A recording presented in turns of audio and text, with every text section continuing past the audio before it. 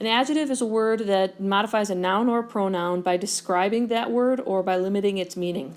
And single word adjectives in our language are fairly easy to spot because they usually come right in front of the word that they modify. An adjective also will answer one of these four questions: which one, what kind, how many, or how much. So find the word that you modify and then ask one of these questions and you'll have your answer.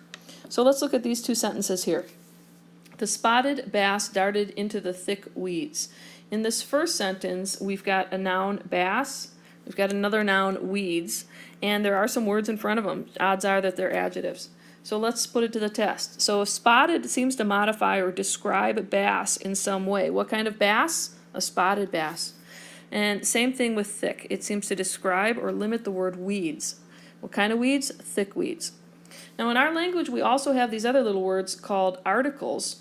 And articles, there's only 3 of them in the whole language: an, and the. And they also function, or not function, they are a type of adjective. So we would have to include, with our arrows, these 2 words. In the second sentence here, we feasted on 2 spicy Indian curries. We've got the word the noun curries down at the end of the sentence, and we clearly have some words that seem to modify it. What kind of curries? Indian curries. What kind of curries? Spicy curries. So those 2 words both modify curries. But then we also have this word here, too. And sometimes we forget that numbers are adjectives. They answer that question, how many or how much. So how many curries? 2. And so 2 is also an adjective.